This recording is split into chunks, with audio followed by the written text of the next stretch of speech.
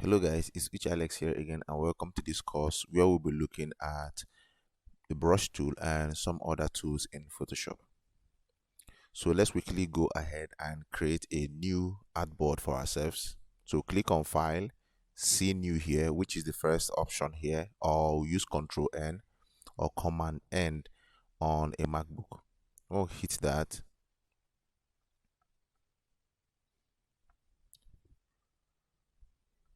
We can just put in the dimensions we want for our artboard, and for this course we've been using A5 paper size document or artboard. So, and because we'll be using it a lot, Photoshop has saved it here for us, so we can just quickly go there and click on it, and all the parameters appear here. Our color mode is RGB, which is perfect for what we are doing because we are not actually printing this out. Our background is white, so we are good to go. So I click on create.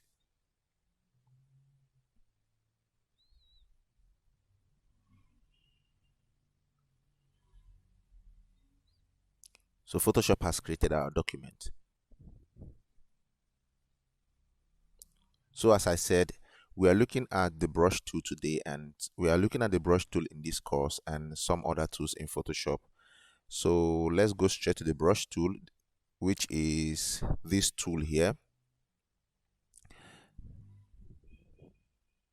So, and instantly looking at the preview that Photoshop has added for us, Photoshop instantly lets you know the brush tool has a shortcut on the keyboard, which is the letter B. So when you hit the letter B, it takes to the brush tool instantly. And it also gives a brief description of what the tool does. It tells you that the tool paints custom brush strokes. So let's hit this icon. So we have done that, hit the icon, and instantly our cursor has changed to a circle.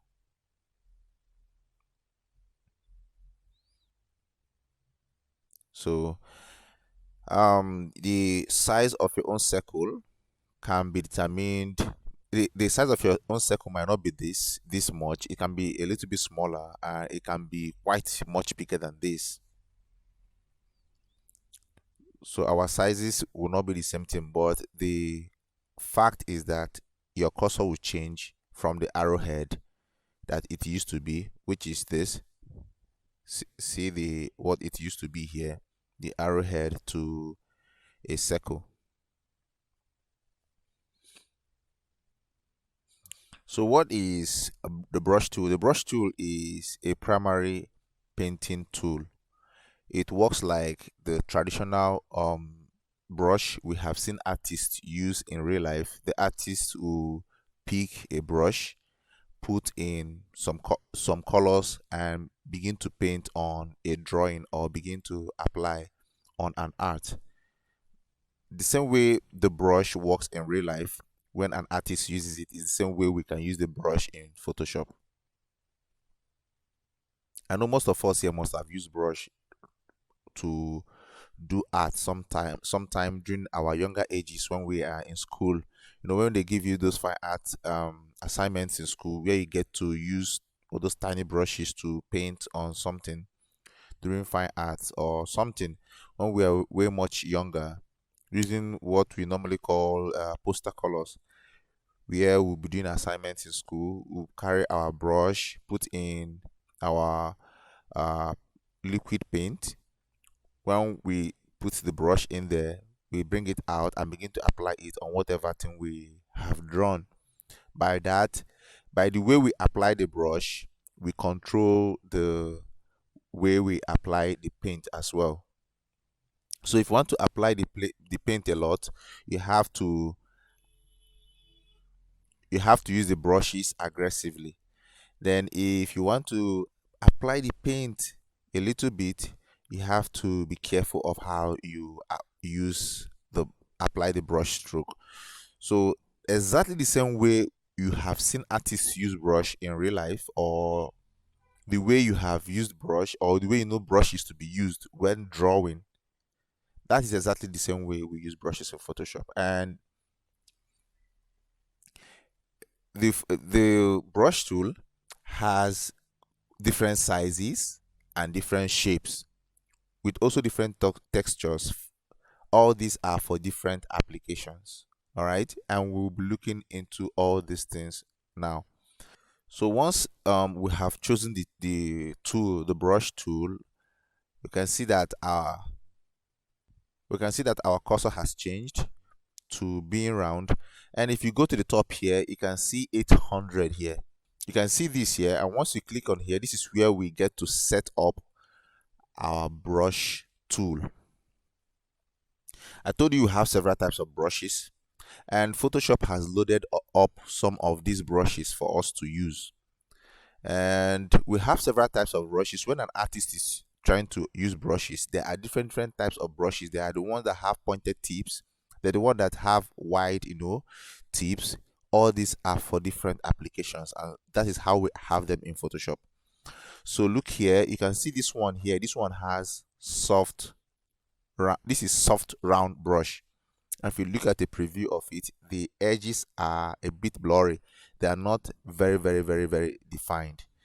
So you can say they don't have sharp edge. Then you can look at this one, hard round. The brushes are round and the edges are sharp.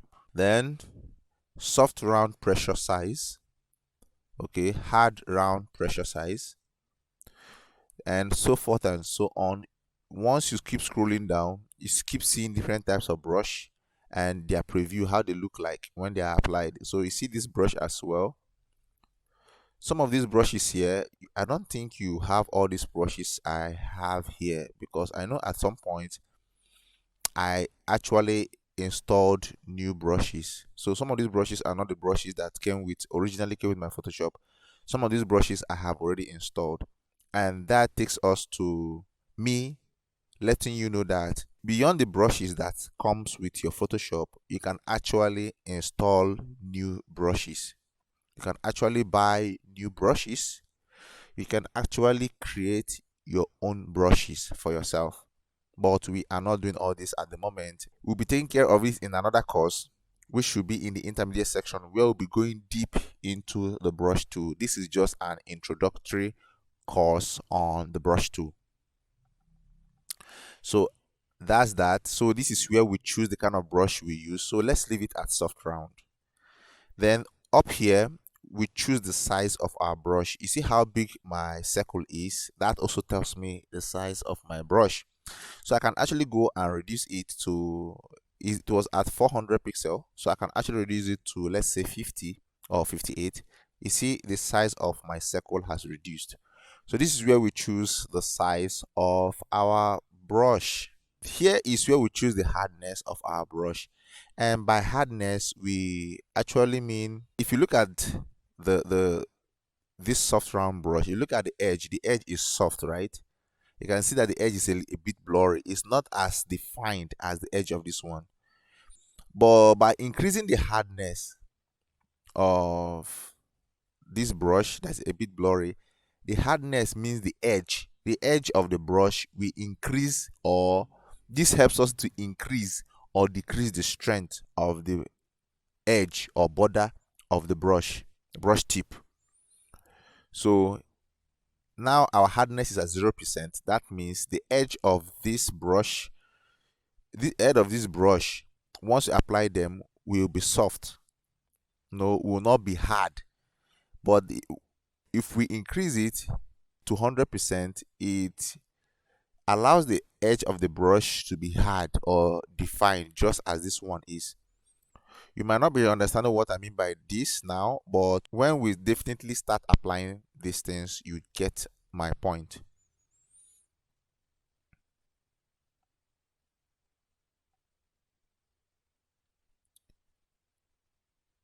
So this tiny slider here, you can use it to expand.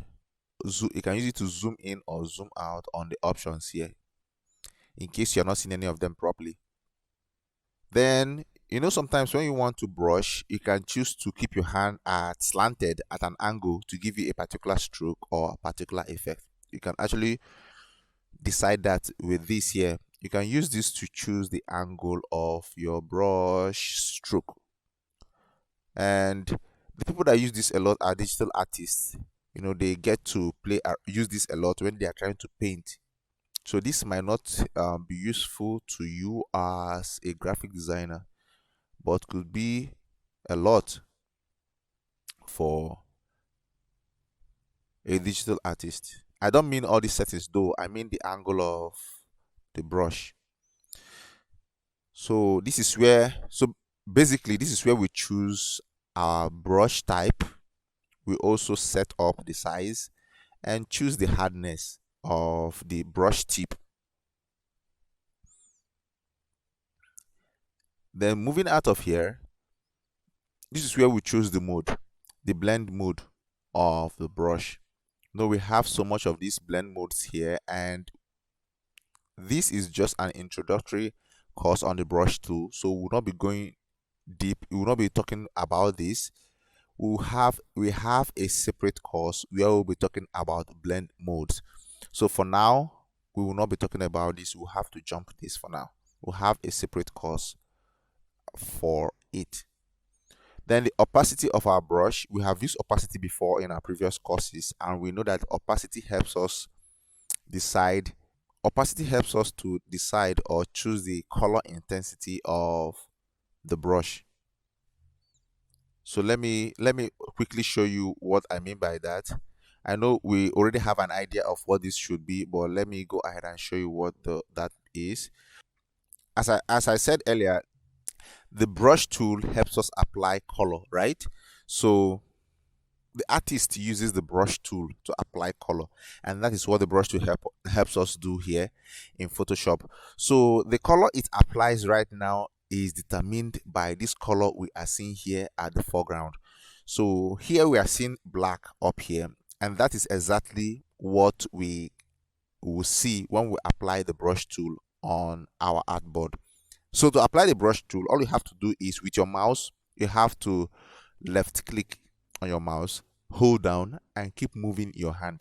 But if you're using a mouse, if you're using a laptop, you just have to double tap on your touchpad on the laptop and move your hands. Or on your laptop, you can left click, hold down on the left key, and keep moving your hand on the touchpad. So here I'm double clicking, holding down, and this is me applying black on my artboard. So you can see this is me applying black on my artboard.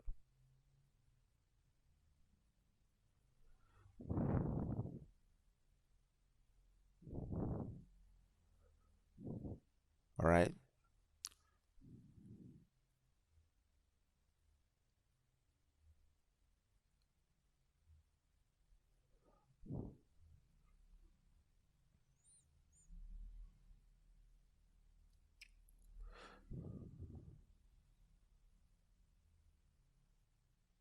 So if you noticed, so this is basically what the brush tool does. It applies color. We use it to apply color on our design. So if you noticed here, looking at our layers panel, you can see that I applied the brush tool directly on our artboard, so which is not cool. We are supposed to apply the brush tool on a separate layer. This helps us to have control over our design. So it's always good that whatever effect you are trying to apply, or whenever you're trying to apply a change in Photoshop, it always have to be on a new layer. It helps you to easily manage your design, because right now, if I want to change the color of this what I've just drawn now, it will be so difficult for me. But if this were to be on a separate layer, I can instantly change the color of this to what I want without having to delete it. What I just have to do is to go to that layer, click on the layer, change the color on the layer. So you might not get it, but we are coming to that point where we can do all these things, right? So what I have to do is to delete this, and let's start all over. So to delete this, we'll have to go to the eraser tool, and this is the eraser tool. The eraser tool has its shortcut to be letter E. So the eraser tool has its shortcut to be letter E. So it's either I go here or I hit the letter E on the keyboard. So I click on the eraser tool, and if you noticed, my cursor remains round, just the way it was showing when I clicked on the brush tool. This is because the eraser tool has its settings and is almost like the brush tool. But the difference here is that instead of it applying paint, it actually deletes. It actually deletes. So it doesn't apply paint, it actually deletes. So, or erases the paint itself. So once I hold down, the same way I held my keyboard, or the same way I held my mouse, once I hold down on this, double click on my touch pad, it instantly starts deleting whatever I have applied before. You see, everything is gone, and our artboard is back to where it was. So the same way we can set up our brush tool is the same way we can actually set up our eraser tool. You see here, we have different sizes for the eraser tool. We can choose the brush size or type for the eraser tool. We can actually choose the mode, we can choose the opacity, we can choose the flow. Okay, that is, so the eraser tool is almost like the brush tool, but the major difference is that while the brush tool applies color, the eraser tool deletes or erases them. So let's go back to our brush tool and come over to the bottom here. This icon here is the new layer icon. You can see that there is, as I hovered on that icon, there's a little pop-up description showing that written create a new layer, showing what it does. So once I click on that, a new layer, which is layer 1, appears on top of the background.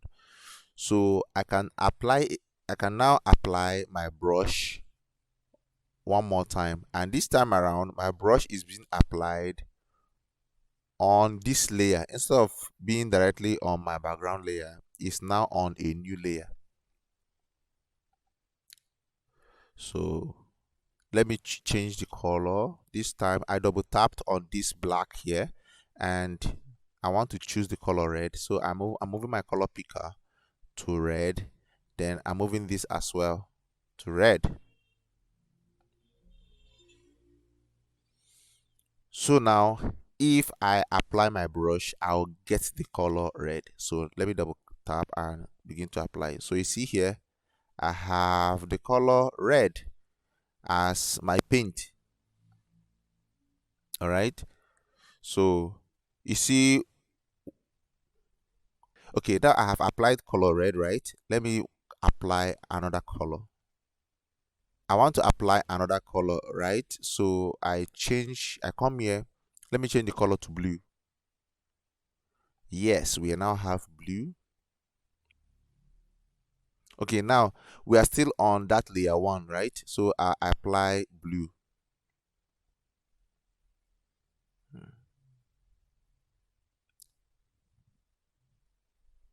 So let's say at some point I feel that this blue is bad for this design, and I really want to take out this blue and see how this design will look like without the blue.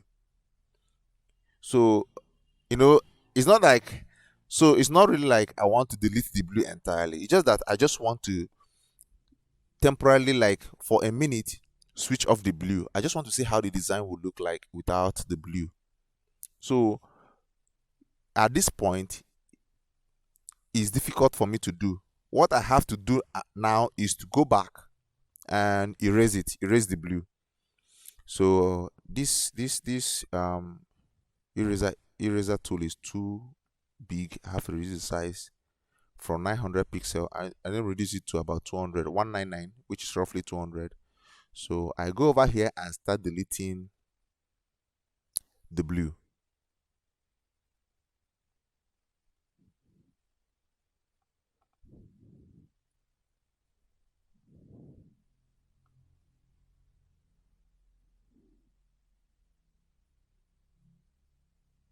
So you see, while I'm trying to delete the blue, a little part of the red has been deleted as well, because somehow when I was applying the blue was also applied on top of the red. So for me to see how it looks like without the blue, I'll not be like, oh, okay, it's not bad though. It's not bad without.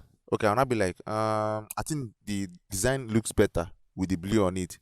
So to apply the blue again, I have to go back to my brush tool, choose the blue color again. The blue color here is being selected here, so I don't need to do anything about that. So I now have to go back again and start applying blue. And you see that most of the time, I may not get the blue. I might not apply it exactly the same way I applied it before in the first place. So you see the stress I'm going through just because I wanted to remove the blue and put it back again. Now all these stress are avoidable when you make use of your layers, the layer panel. So instead of doing all this, all right, let me go to my delete, my eraser tool, and let me increase the size. Let me increase the size because I want to delete everything. Let me increase the size like, oh no. Let me increase the size to like 500, yeah. So I want to delete everything. So let's go start from beginning again. Let's apply red on this layer. On this layer 1, let's apply red. So we are back to red. And so I apply, let me hold down.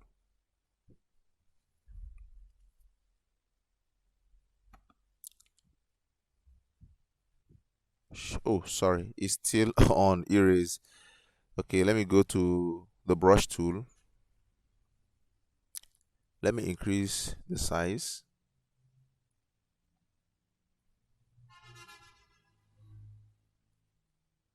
Let me increase the size to 480.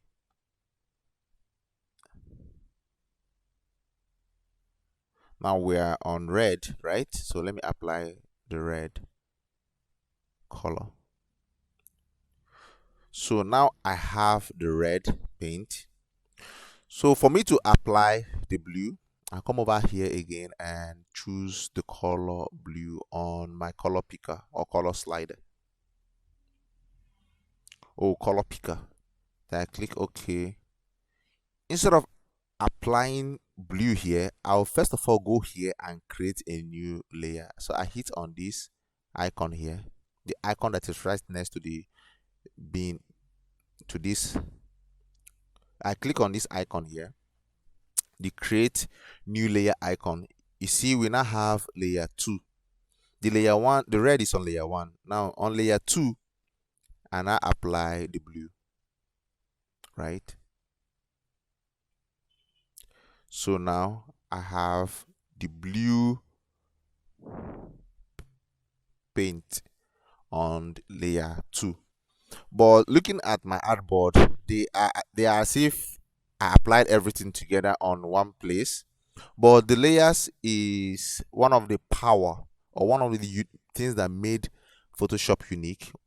So if I wish to remove the blue, because I want to see how the reds only will look like, all I have to do is to come over to the panel, to the layer of blue, and shut off the visibility. So if I click on this eye icon, which is the visibility, I click on it, the blue disappears, right? So I can quickly take a look and say, oh, so this is how the design will look without the blue. And I click on the visibility back and the blue appears. And if I wish to see how it will look without the red, I can click on the visibility of the layer of the red. Then I see only the blue. So you see the importance of creating or designing, applying different effects, or using different elements on new layers in Photoshop. It gives you control over your design. So let's go again, and now I want to delete all these things again, but instead of me to just keep moving my hands to delete everything here, one of the quickest ways I can use to delete everything is to just delete the layers. So I don't really need these two things. I'll just have to delete the two layers. So to delete the two layers, all I have to do is to click on the layer I want to delete. Now that layer is highlighted, which is layer 1. I just have to double tap on the layer. You see how my cursor has changed to a folded hand. Then I'll drag drag the layer to this last icon by the bottom right. That last icon by the bottom right is the delete layer icon. My cursor that is now looking like a folded hand is now directly on top of that icon, delete icon. Once I release my hand, that layer is deleted. Then I go over to the blue layer and repeat the same thing. I drag and I release my hand. So it's deleted. So that's one of the ways to delete layers that you do not need. So let's go back and open a new layer. This time around, we want to change let's play around with different the hardness of our brush. So at this time, the current brush we are using is a soft round brush, and let me choose, oh, this is on eraser tool. So let's choose the brush tool. So this is the edge. You see how the edge is looking blurry. It doesn't have a sharp edge. So I'll have to go here, increase the hardness to 100%. Once the hardness is increased to 100%, and let me apply the brush again, you see the edge is sharp. It's now looking like a perfect circle. All right, so if I choose to hold down and move my hand, you see how it looks like. This is looking funny. All right, this is how it looks like because the edges are now sharp. It has now more defined edges. So let me quickly delete this. You see that I use my eraser tool to delete everything, or I delete the layer. I just double tap, hold down, and drag the layer to the delete layer icon, or I can just go to the history panel and go back to where we started, which is the history panel where we started. Yep. All right, so I'm just doing all these things so you see the various ways we can use to delete things or go back to a particular step in our designs if we wish to. So we have our flow. Let's go back to the brush tool. We have our opacity to 100%, and we have our flow to 21%. What if we have our flow to 100%? What does this mean? All right, so let's see what this means. No, this is too hard. Let me change. This is too hard. Let's change it to, let's reduce the hardness. Let's take it down to 0%. So you see,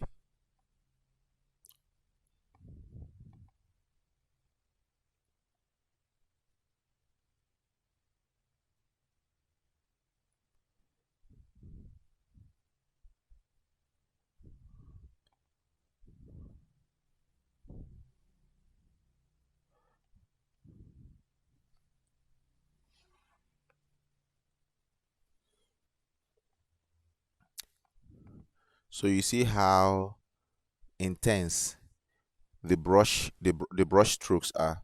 So you see how intense the colors I'm applying are because I changed the flow to 100%.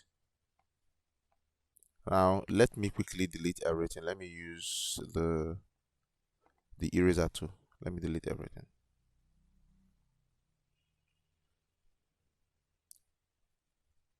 So I just have to, what if I lower my opacity?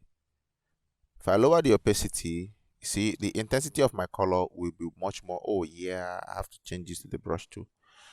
The intensity of my color will be lesser. Oh, the wow, wow, wow. Let me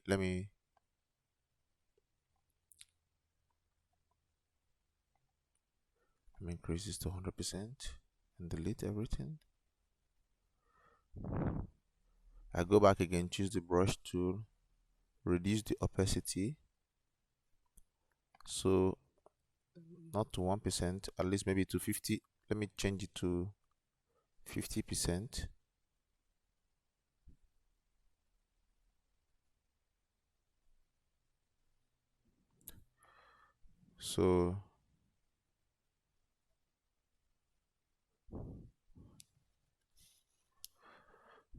So you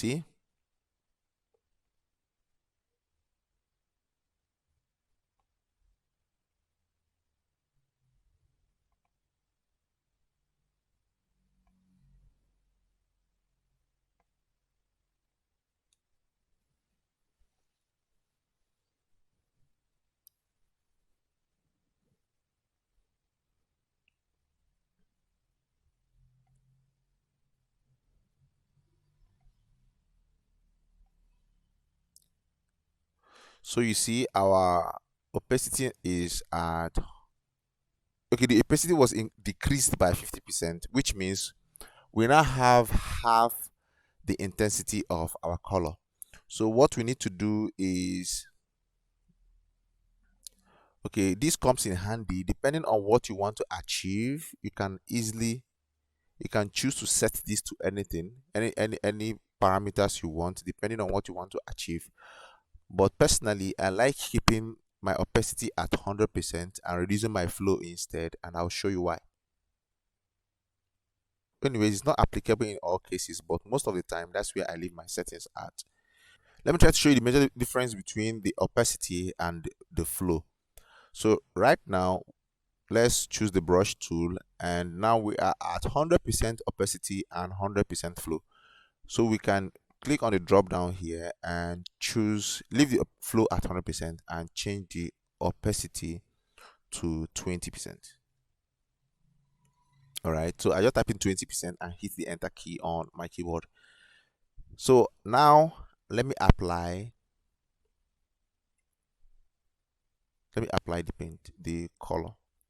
So now I have applied the color, and the color is now at 20% opacity, which means I apply the color at only 20% of the full color's intensity. Now I have released my hand from my mouse, because no matter how I moved my hand, no matter how I apply the color, I can only apply 20% of its full intensity per time. Now if I choose to increase the color intensity, I have to remove my hand and apply again. You see, this part is darker. Why is it darker? It is darker because here has 20% color intensity, and the bottom here, I apply the color again, which means I apply another 20% on top of the previous 20%. So here now is 40% color intensity, while here is 20% color intensity. All right. So if I apply again on top of it, I make it even darker by giving this place 60% color intensity and this place 20% color intensity. So for me to give these variations, I have to keep releasing the mouse and holding down again per time to get this effect, or get this kind of different strokes. So let's try the flow. Let's keep this at 100 and reduce the flow to 20% to see what it gives us. So with the flow at 20%, you see at this point, you see how I applied the color. I've not released my hand, right, from my mouse. I'm still holding down. Now let me apply my color. Let me move again on top of my path. You see, the colors are getting darker as I'm moving back again on top of where I applied the colors before. You see, let me move my hand back again. Is it now even gets darker again, applying 20% each time I move on the previous path I have gone to. So this is unlike when I reduce the opacity. Sorry about that. This is unlike when I reduce the opacity.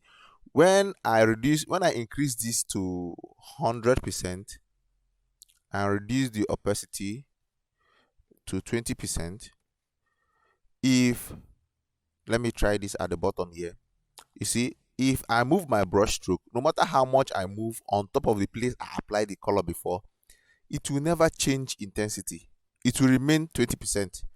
You see, I keep moving my hand on top of the place, keep painting on the exact same spot, but the intensity remains the same until I have to move my hand. I release my hand right now, and I reapply the color again. You see, this is the only time the intensity has changed. But this is not the same with when you change the flow. When you increase this to 100% and change the flow to about 20%, so you see at this place, you see I just applied the brush, and as I keep applying without removing my hand, the color keeps getting more intense, keeps getting more intense until it gets to 100%. So this is why I always like reducing my flow to about 20% and leaving my opacity to 100%, because the flow somehow gives me better control. Although sometimes in some cases you have to reduce the opacity depending on what you are designing. This is not like a law, like you must keep it at your opacity at 100 and keep your flow at 20%. This is totally optional depending on what you want to create at the moment. All right, so let me delete everything here. Again, let's go to the delete again and delete everything. So everything has been deleted. The same way we can change the opacity of our brush and the flow is the same way we can actually change the opacity and the flow of our eraser tool. Let's try that and see how that goes. So see here. All right, just applied the brush, some paint on our artboard. So let's go to the eraser tool. We have opacity at 100, we have flow at 100. So with both at 100, if I just move one stroke, you see everything there deletes. But if I reduce the opacity to, let's say, 20%, and I click enter, you see it doesn't just delete everything at once, it deletes 20% of the color intensity per time. See, first under 20% gone, under 20% gone, under 20% gone, right? You see how it does, it keeps taking away 20% color intensity per stroke. So let's try it again. I just remove 20% from this side, and I release my hand from the mouse, and I double click again, hold down and remove under 20%, and I remove my hand again, and I hold down on my left key on my mouse and move my hand again and remove another 20%. So this is exactly how we can use the eraser tool to remove the colors we apply gradually. Where we don't want to remove everything, we can just reduce the opacity and remove, maybe we just want to adjust the opacity a little bit. We just use the eraser tool, reduce the opacity to our desired parameter and erase. So let's keep this at 100% and reduce our flow to 20%. Once our flow is at 20%, now let's hit enter. Now let's come over to this part. It keeps moving gradually, and the remover builds up as you keep moving your strokes on it, you keep removing more and more and more until it disappears. So I can just move my hand and remove only a little bit, but if I keep my brush stroke at that point, Like if I don't move, I stay at that same place. It will keep deleting until everything vanishes there. This is unlike when we reduce the opacity of the brush. When we are reducing the opacity of the brush, once we just move, like we change it to 20% before, out of 100%, 20% just goes off. The other 80% will just still be there until you release your hand from the mouse and remove another one again. So at this point, I know you must have understood exactly how the brush tool works in Photoshop.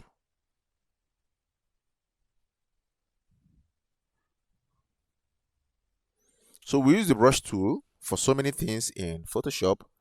Digital artists use the brush tool to actually color or paint images or paint or design art, just the same way they use the brush tool in reality. But then graphic designers use the color tools in different ways.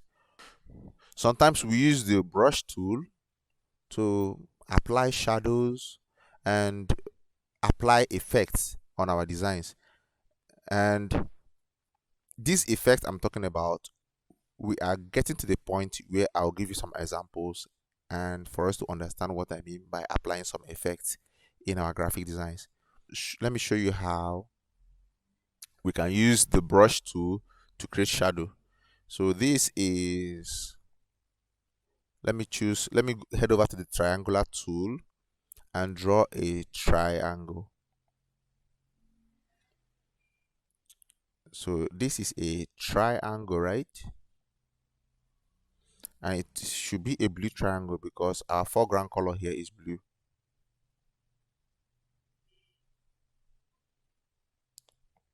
So let's say I want to give this blue triangle a black shadow, right? Right now it's looking like it doesn't have any shadow. So the essence of the shadow is to make it stand out from the background a little bit.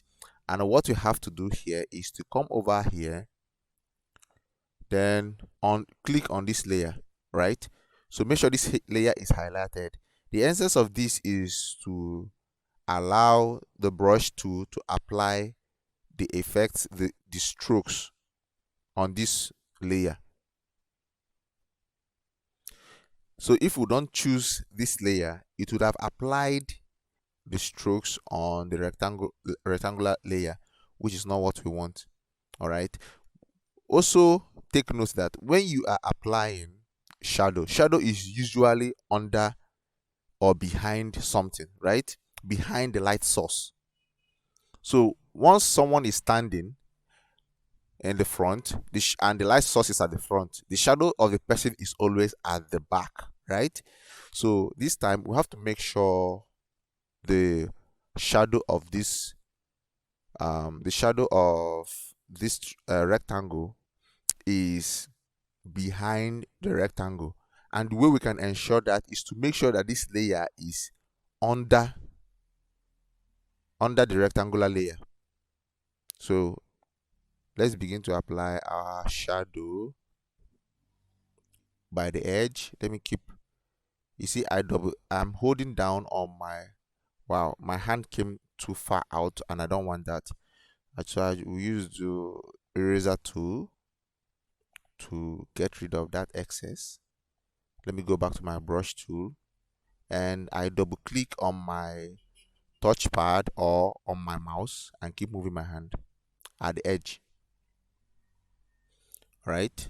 So right now it's like we are having some kind of shadow around the box, around the rectangle. Although my shadow here is blue, but we can actually decide to, let me delete this so that we can use a black shadow instead, because mostly shadows are black, right? So I go back here, double click on this color here, and for it to open the color picker, and I move this down to black. Now let me move. So you see we now have black as the background.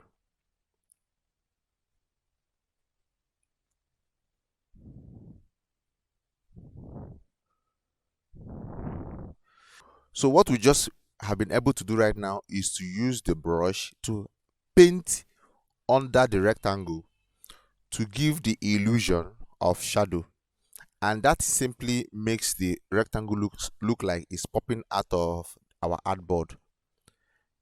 We can actually choose to move our layers anywhere we want. Now let's move this layer to the top by double clicking on the layer and moving it from to the top. So you see, as I move my hand, you can see that a blue line appears at the top of the rectangular layer. If you can see the blue layer is, you can see the blue line, that blue line at the top there. I know you can see it now. Yeah. So once I release my hand, it quickly takes this layer here and put it at that spot. You see now, the layer that was below is now directly on top. And now this is how it looks. It looks awful. That is why when you are creating shadow and your light source is at the top, always make sure that the layer you're using at the shadow will have to be under the element that you're creating the shadow for. So now I'm moving that layer back down to where it came from.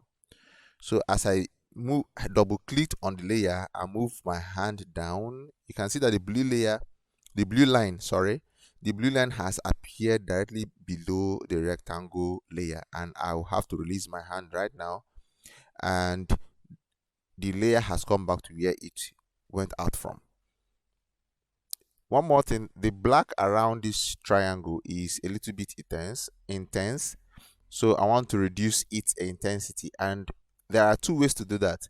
Is either I go to the eraser tool, choose like 20% opacity, and come down here and begin to remove 20% color intensity from the black paint or the black color that we applied below the rectangle. Or I can just come over here with this layer highlighted. I can just go to this opacity here and reduce the opacity of that layer. All right, so I just decrease the opacity, and while I move my hand up or down the sliders, I keep looking at what I'm designing to see the level of its present color intensity, to see where I'll remove my hand from the slider. So this is at 100% intensity. I don't like that, so I'm moving my hand down, and Photoshop is giving me a real-time preview of the current state of the opacity, the current state of the color intensity. So now at this state, I prefer it at this level, 60%. So I release my hand from my mouse and move my hand. You can see that at this instant, our shadow looks way much more better. So now we have a little shadow below our rectangle. This is one of the ways we use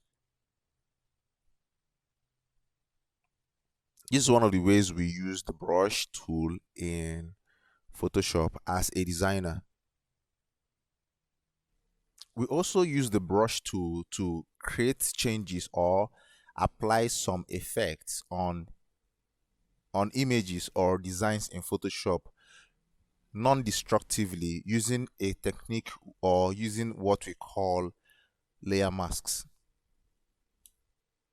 In one of the courses in the future, we'll explain and share what we mean by destructive and non-destructive editing of images or of photos.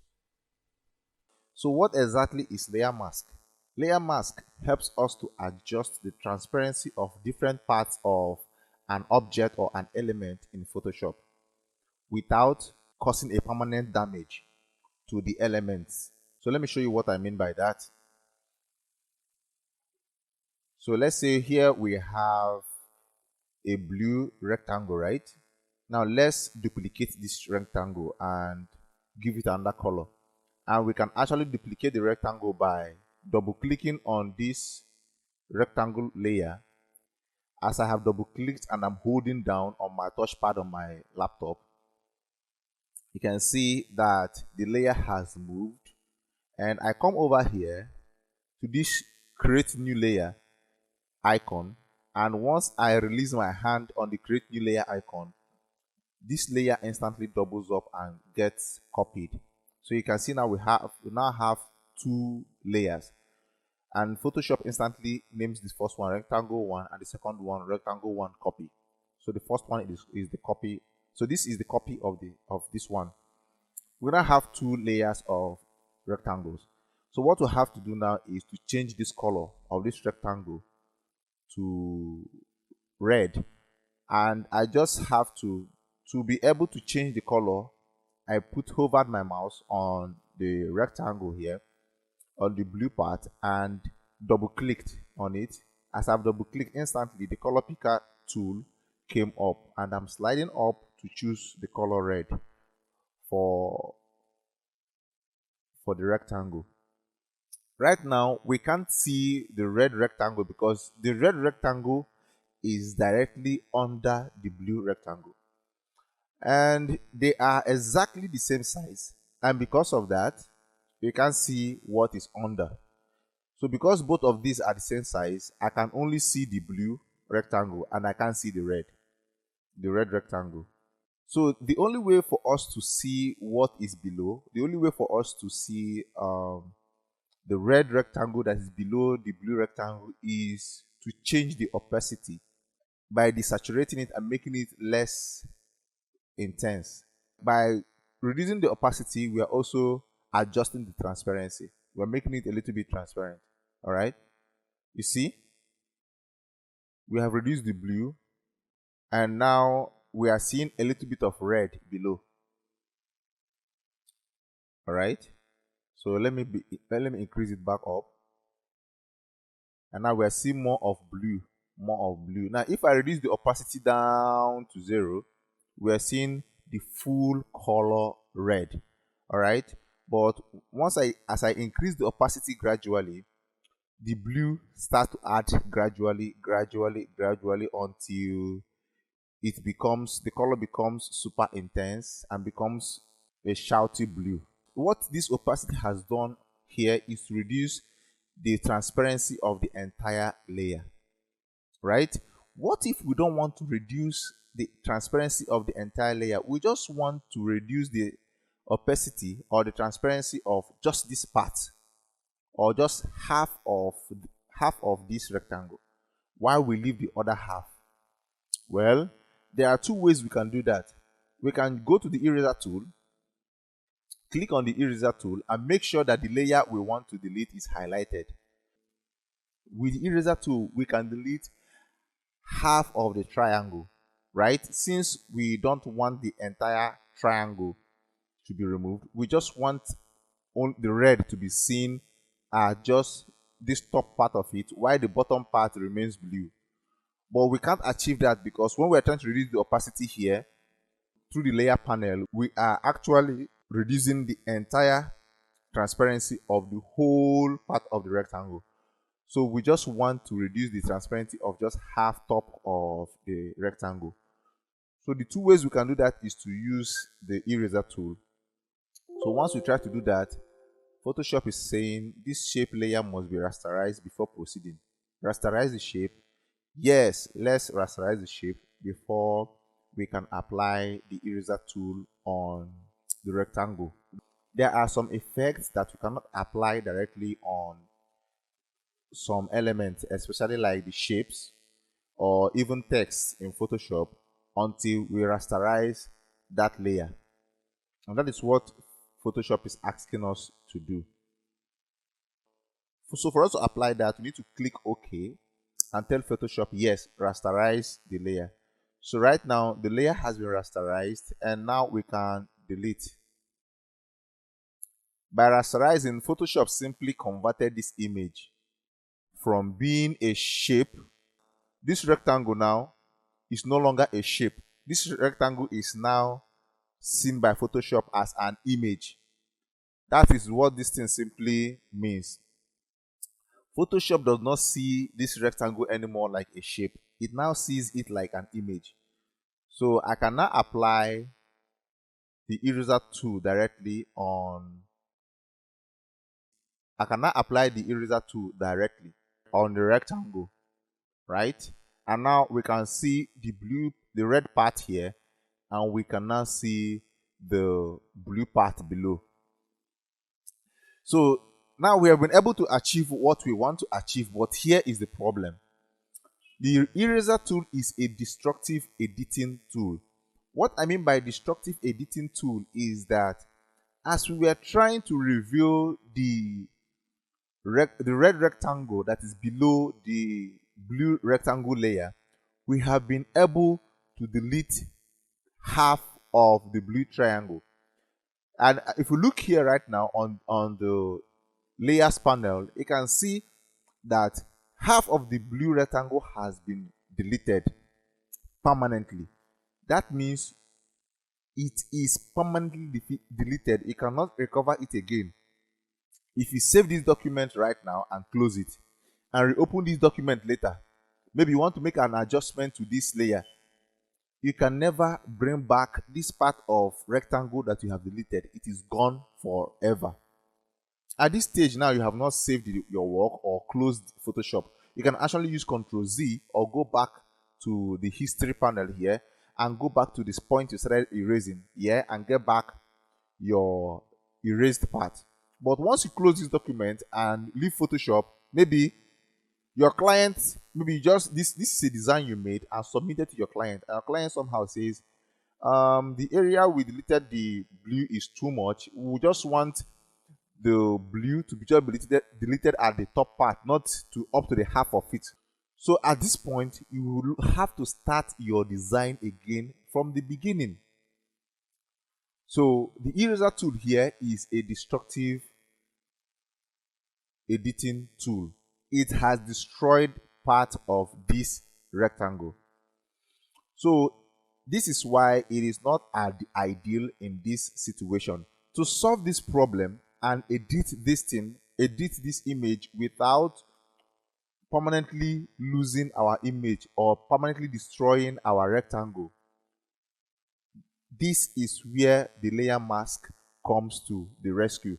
So let us use Ctrl Z to bring back our blue part. Ctrl Z on a Windows laptop and Command Z on a MacBook. So now we have brought back our blue part. To create a layer mask for this layer, right? We want to hide a part of this layer. We want to hide part of this layer. All we have to do is to create a layer mask. So to create a layer mask, we go to make sure this layer we want to hide its part is highlighted. Then we come over to the bottom here. See this square that has circle, white square that has black circle in it. That is the layer mask icon. So once you hover on it, it simply shows you add layer mask. Once you hit on it, you instantly notice that beside this thumbnail here, this blue rectangle, we now have another white rectangle, right? This rectangle here is the layer mask thumbnail. So all you have to do right now is to go to your brush tool, click on the brush tool.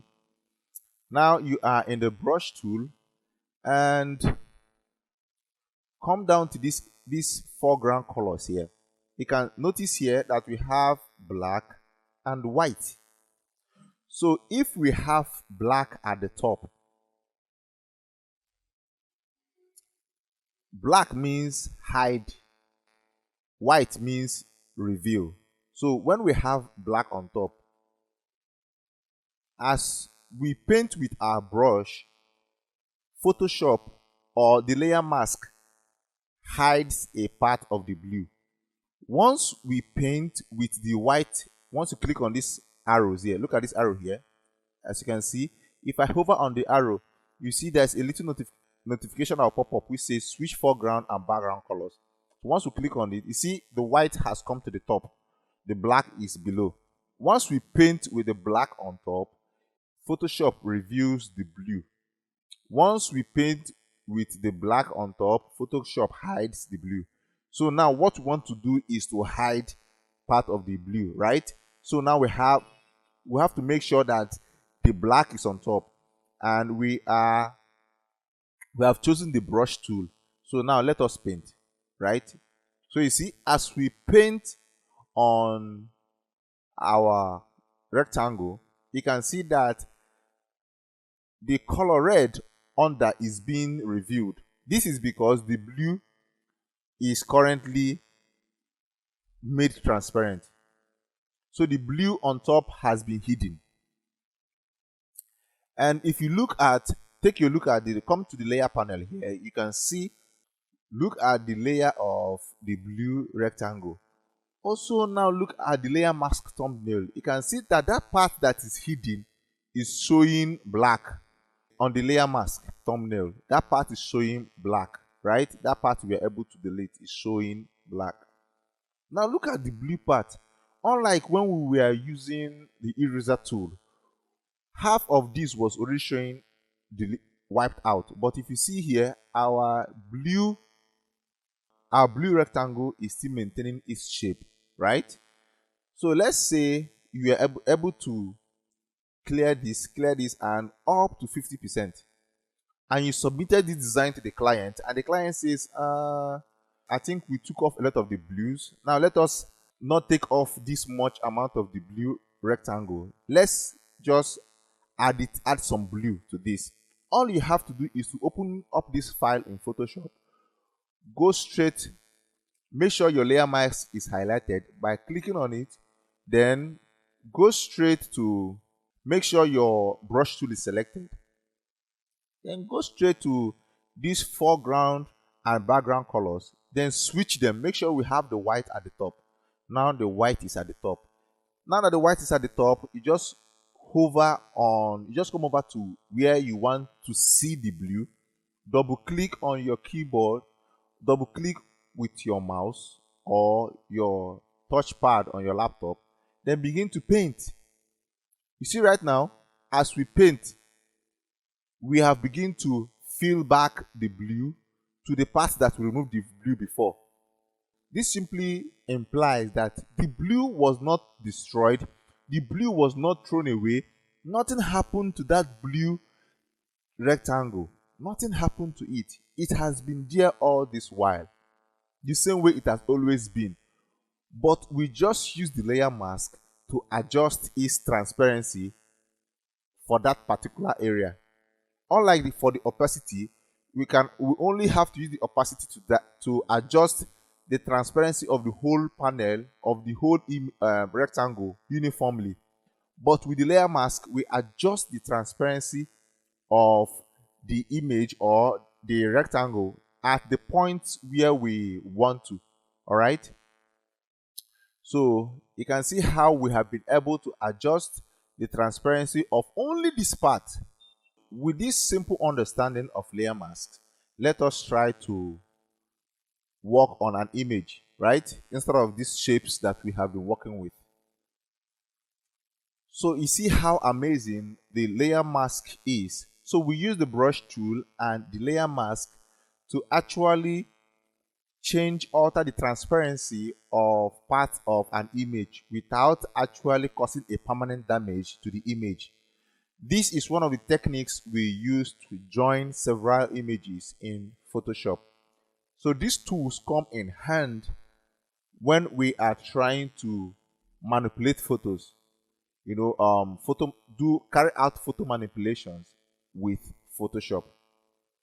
That is why you really need to understand this tool, the layer mask and the brush tool in Photoshop. So right now, let's delete all these and bring in some images we can work with. Let's delete all these layers. To highlight all these layers, you just have to hold down your shift key on the keyboard and keep tapping on all the layers you want to delete.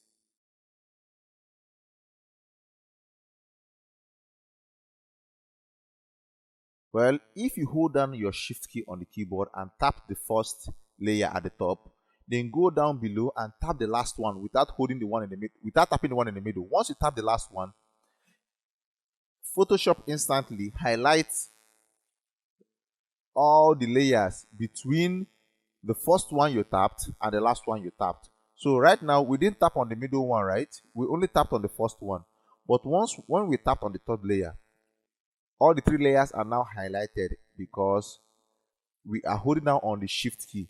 But if we are holding down on the control key on our keyboard, on our Windows keyboard, or maybe the command key on a MacBook, and we now go to the last layer and tap on the last layer, you see that Photoshop highlights only those two layers that we have tapped on.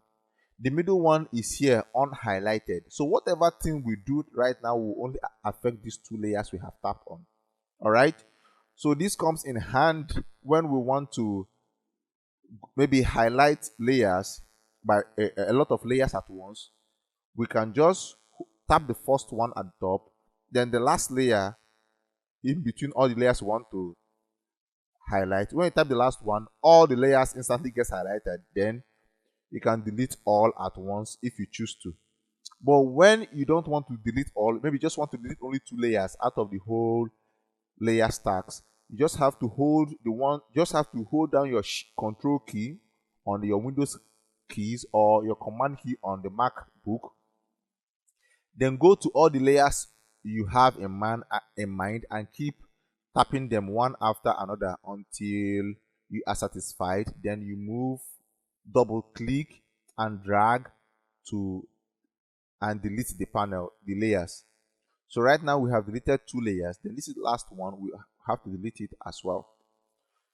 So I just showed you how you can highlight your layers in group or selectively. So let's go back to bringing in some images we can work on.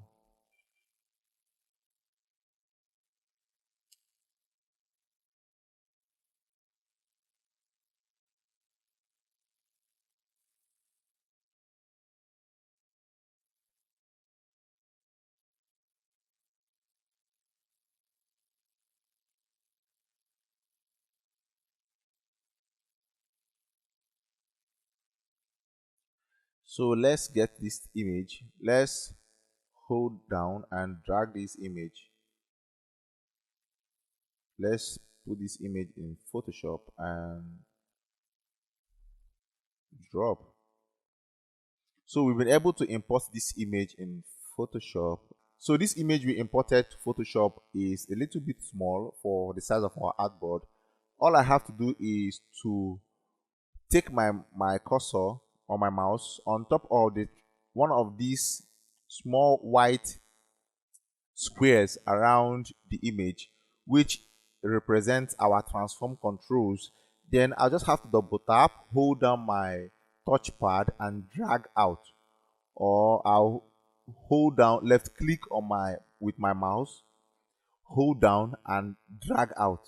Once I do that, the image instantly stretches and fills up our artboard. Then when I'm comfortable with how much I have stretched the image, I hit the enter key on my keyboard.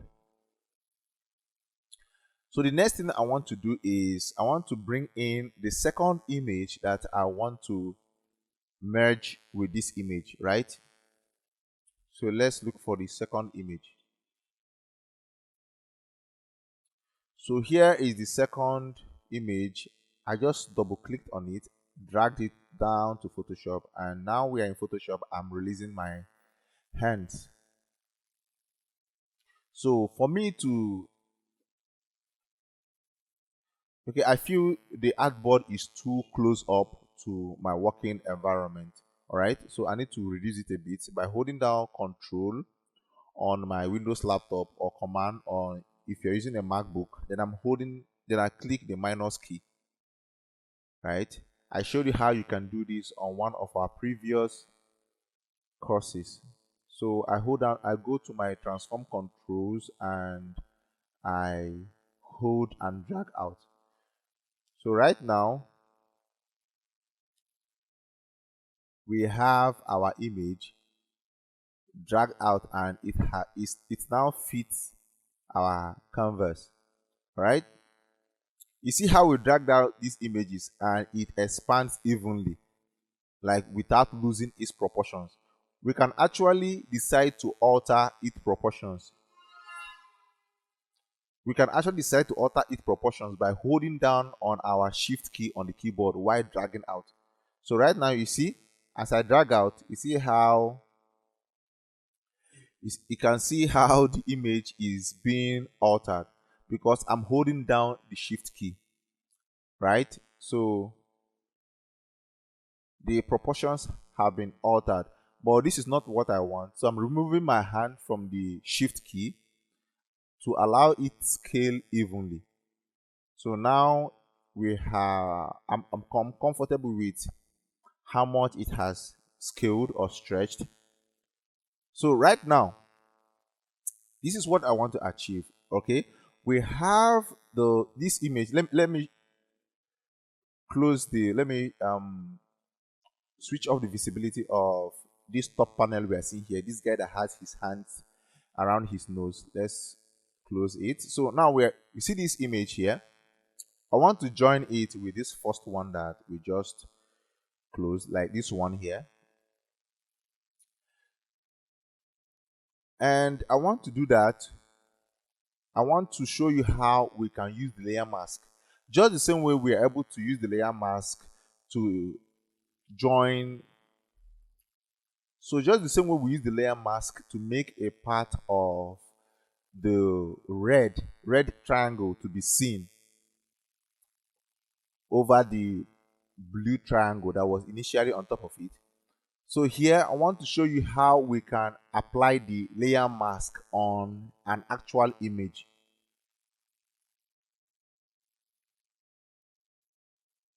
So that you can see how we use this in graphic design. So what I have to do is this image at the top here is the one that is covering the one on the right. So I need to make it, this is the one I need to alter its transparency at some point. So I just have to click on this layer and make sure it's highlighted. You can see that it is highlighted here. And then I go down to the layer mask icon and click on the layer mask. Instantly, the layer mask thumbnail appears beside the image. So right now, I go to my brush tool and click on the brush tool. It's either I click on the brush tool or I hit the letter B on my keyboard. So you can see that my cursor has changed from the arrowhead to being a round circle, which is proportional, and the size of the circle is directly proportional to the size of my brush tip, which is 480. Now, there is one thing I need to make you understand. There's how, instead of, if I want to increase the size of this brush tip, right? Making it bigger or smaller. There are two ways we can do that. It's either I go over here and adjust this slider, right?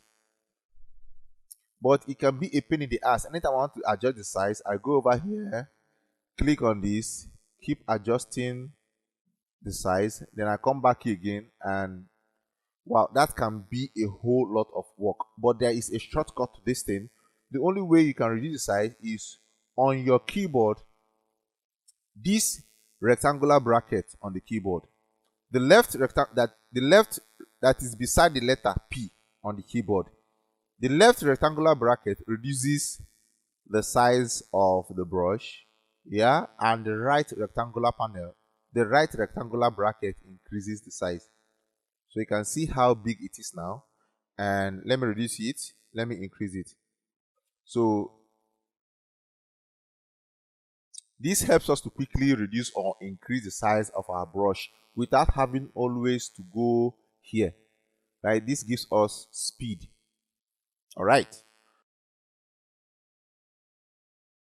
For us to merge these two images, I have to make sure that I chose soft round brush.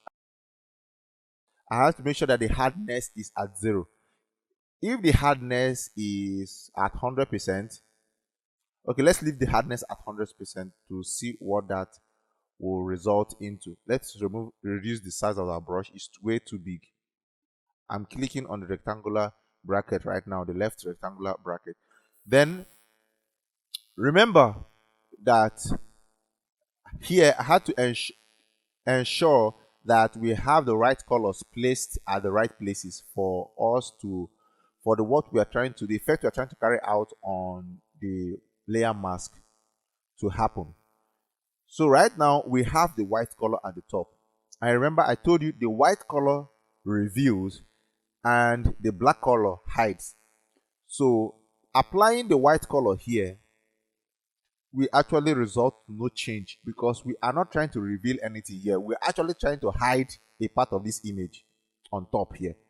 So what we are supposed to have at the top is the black and not the white. White is reveals and black hides. We are trying to hide here and not reveal. We are trying to hide a part of this image. So if I double click on my touchpad on my laptop, if I double click and hold down to move my hand, you see, you will not notice any change because notice there's nothing here to reveal. All right.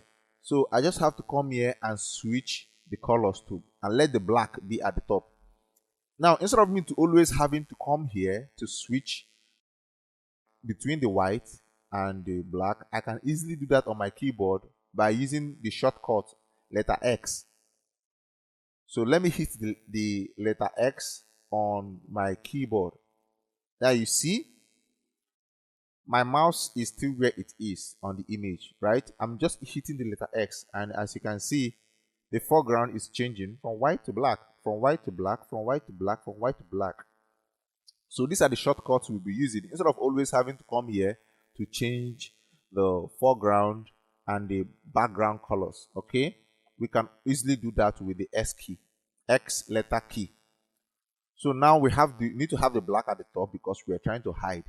So now we have the black at the top. We have to double click on our touchpad or double click or on our mouse. By the double click I'm talking about is your left clicking on your mouse or hold down on your left key on the mouse, right? So you see that instantly a part of this image at the top is being deleted. Right now we can see the image at the background.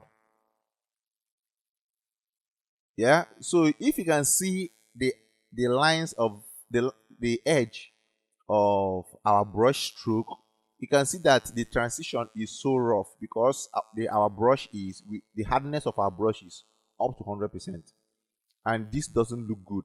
It is obvious that these are two images because you can see it is rough. It has a sharp transition. It has a sharp transition between the two images.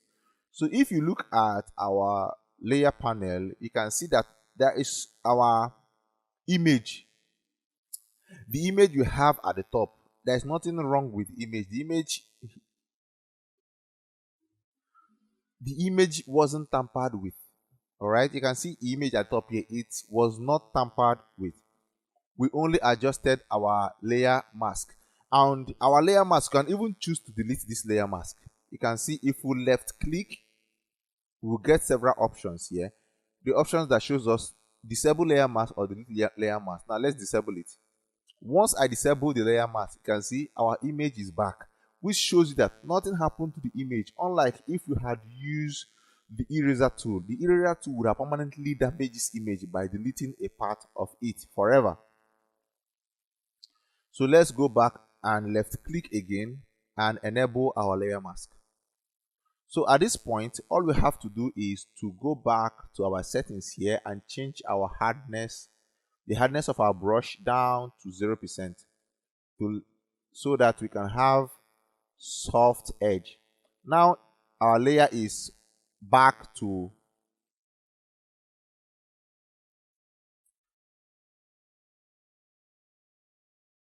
now we are back. Now our hardness is back to 0%. To review this part that has been wiped out, all we need to do is to go back to is to go and change this our foreground, our background color, so that the white will be at the top. You remember what I said? The black hides and the white reveals. So the white is at the top, right? Now let's reveal our layer. I have just double clicked with my touch pad on my laptop, and now I'm bringing back every part of the image that was hidden. Right now we have our image back by 100%. So let's quietly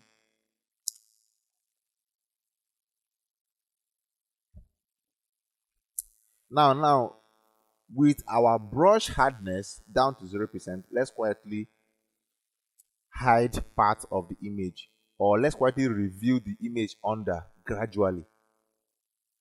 Now let's hit the letter X on our keyboard. The letter alphabet X instantly brings up our black color at the top. So now let's also increase the size of our brush tip by clicking the right square bracket. So this size is enough, up to 1200 pixels. So we are good to go. So all I have to do is to carefully dab or tap beside this, keep tapping at the areas I want to be seen. Now I don't want to do it in a harsh way. I just want to quietly do it in such a way that the image at the top doesn't just entirely disappear. We'll still have it there, all right? But then the beautiful image behind also gets seen, right?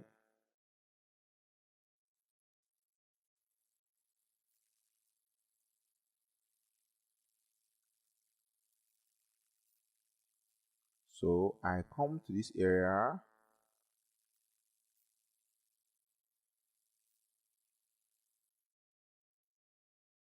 So I tap,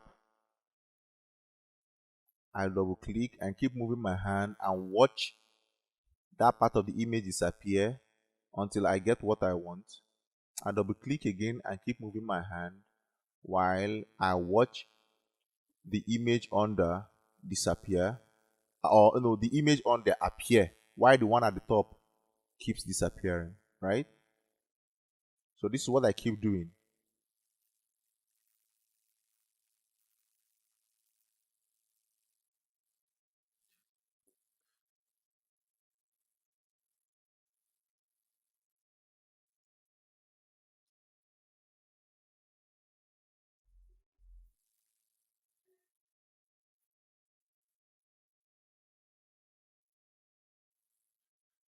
So we've been able to review the image under while retaining a part of the image at the top here, but I feel that we took a lot of the image that has been at the top away. We have taken a lot of it away, and I want to bring back those parts that we took. We want to bring back some parts. All I have to do is to use the X key on the keyboard. Then white is now at the top. So I apply the brush tool again to review those parts I want to come back. So I need more of the hand, right? Then the brush is too big for what we are doing. I want to reduce the size of the brush, all right? So that it will cover lesser spaces. Because the brush was too big and it was affecting a larger area. So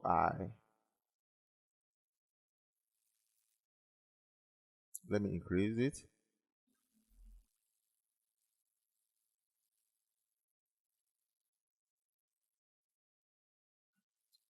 So I didn't want, if you look closely here, let me zoom in a little bit by holding Control or Command, then the plus key. You see that the hand somehow has crossed the mountain, but I didn't want that to happen. All right, so I just have to click the X again on the keyboard, letter X on the keyboard, and keep applying this so that I'll make sure that the fingers don't cross the mountains. They stay at the top of the mountains and not cross, right?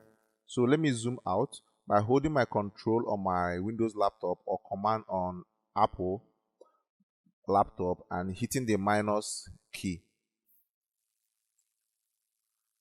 Somehow I feel this part of the image is too obvious, so all I have to do is to just tap on top of it. I keep tapping on top of it to make it a little bit transparent, right? I'm just tapping on top of it to reduce the transparency without deleting it entirely. I'm just tapping on top of it gradually. So this looks way much more better for what I want. So let me zoom out a little bit. So at this point, you know how when we started this course, we shared that a good graphic design tells a story, right? So when we are trying to design a flyer that tells a story of prayer, this is actually a good way we can actually create a concept that instantly suggests prayer. Let's assume now we are trying to create a flyer that says pray for Nigeria.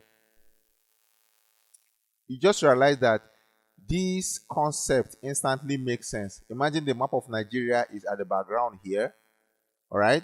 Then while we have the face of this guy that is actually like someone that is praying, almost faded. This instantly tells a story or tells us or expresses someone that is trying to pray for this little mountain here. All right? So what we just have been successfully done is to manipulate two photos and turn them into one powerful image or to tell a powerful message. This is what we call photo manipulation. All right? So the layer mask help us to achieve this easily in Photoshop. We've been able to join two images together without permanently causing without permanently destroying these two images. All right? Because if you go back to the layer mask thumbnail and right click, you see the option to disable layer mask and we have our image back. But if we can still go back there and enable the layer mask, and we have our effect back. So we actually use this tool to create amazing concepts or create amazing designs in Photoshop, right? Now let me show you an example of some designs that has been created using layer masks by putting a lot of images together.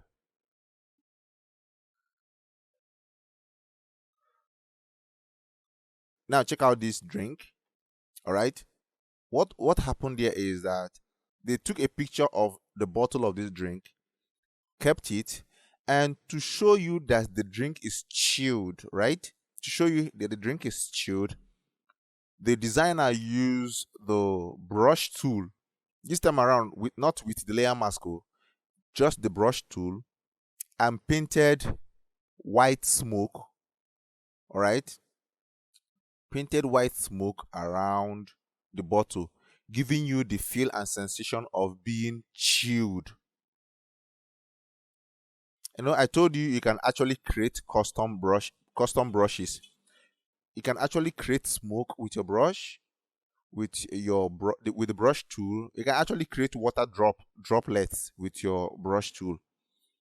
So in our subsequent courses, in one of the courses in the future, I'll share with you how you can create custom brushes and use these things to create amazing design.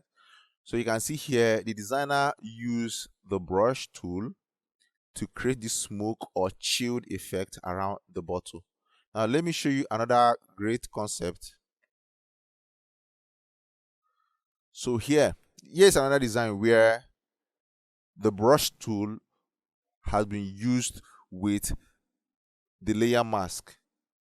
If you look at the shirt of this young man here, you can see how the shirt, a part of this young man suddenly disappears, right? You can see how it's as if a part of his shirt was torn away. This is made possible by the brush tool and layer mask. A part of this was masked off, and right now you can't see it. So it was used by the designer to add a cool effect on the picture of the young man. Let me show you another example. This is a movie poster, right? And here you can see behind these guys are the clouds, and right there in the cloud you can see the picture of the major actors and actresses. You can see how their images somehow disappear around them. All these are made possible by the layer mask and the brush tool. The images somehow disappear into the cloud. And if you look beside this young man, you notice there is kind of a shadow beside this man. All right, there is a kind of shadow beside this man here. This shadow has been made possible by the brush tool as well, because the color black was painted in right here. So you see how we use the brush tool to make amazing designs. In fact, almost all movie posters make good use of the brush tool in conjunction with the layer mask to create amazing photo manipulations for the movie poster cover. So let's check out another example where the brush tool or layer mask have been used. You see here we have the mobile phone, and you can see birds flying out from the mobile phone. You can see a family on a speedboat, right? Driving so fast out of the phone. All these are made possible with the layer mask. We use the layer mask to actually allow this image to be contained in the mobile phone while the family drives out. All these are made possible by the layer masks. Okay, this is another example of where layer mask has been used to create an amazing photo manipulation or art. If you look at the head of this person, this should be a lady. You can see that another image entirely, the image of the space. You can see stars right here, and you can see even the mouth area is covered by the stars. And you can see, if you look at her body, you can see trees. All right, you can see mountain right here. It's a little bit faded. So you see how two images were put together to create this nice concept. So we can use layer mask to bring out a concept you have in your head and play around several images to bring that concept to life. Concepts that tell unique stories, all right? You can see this movie poster as well. You can see this young man right here, how bold his pictures are. And you can see the road and the mountain right in his neck. All right, all right. You can see how the two images, these are separate images, but they have been put together to tell a unique story about the concept or the idea of this movie, which is my trip. So let me show you another example. So this is also one of the designs that we have used a lot in the previous examples in this course. Why I chose to bring this is because since we have used it a lot, I also need to point out to you too that the brush tool has been used on this design as well. Look at the head of this young man. If you look at this part of his head, you notice that there is like a light falling on his head. At this point of his hair, you can see that is way lighter. It's like there's a source of light at this part. Well, this is made possible by painting on this part of his head the color yellow. Right? You paint that color in on his head, and right now it looks as if there is light on that part of his hair. So you see how we use the brush tool and the layer mask a lot in designs to create amazing concepts. So that is why the understanding of layer mask and the brush tool will go far to make you an amazing or a profound graphic designer with Photoshop. So this brings us to the end of this course. And in this course, I have two activities for you. As an activity, you need to recreate this photo manipulation. All right, need to, with these two images here that we just used to create this, you need to recreate them. All right, following the exact same steps that I took. You need to recreate them so that you can get familiar with the use of the layer mask and the brush tool. These two images will be uploaded in the course folder so that you can have access to them, download them, and recreate this. All right. So this is the first assignment. So for the second assignment, I need you to look at this image. Look at this image carefully. Then tell me how this was achieved. This photo manipulation was achieved. Tell me how many images were involved, how the artist was able to create this concept. I need you to tell me how many images that were involved, what were used to create this. All right, look at this carefully. I'm not dropping the image with you. You're looking at it right now. Look at it very well and drop either a voice note in the Telegram group or drop an explanation. Drop some text that is explaining the concept behind this. Just tell me what you feel that the artist put together to create this. I was showing you some pictures in the past. Before now, I was showing you some pictures. I was giving you examples of designs where the layer mask and the brush tool were used to achieve certain concepts of photo manipulation. And here is another photo manipulation. So I need you to tell me how the artist was able to achieve this, or what you think the artist or the designer put together, or how many images the designer put together to achieve this. All right. So I'm going to drop a link in the description below for you to get access to these files you can use to do the first assignment. Then you can answer the question to the second assignment and submit on Twitter, make a tweet about it and tag me to it. Then I'll respond to it and review. So that's that for this video. See you in the next course, and don't forget to like this video, subscribe to my channel so you get notified when I post the next course.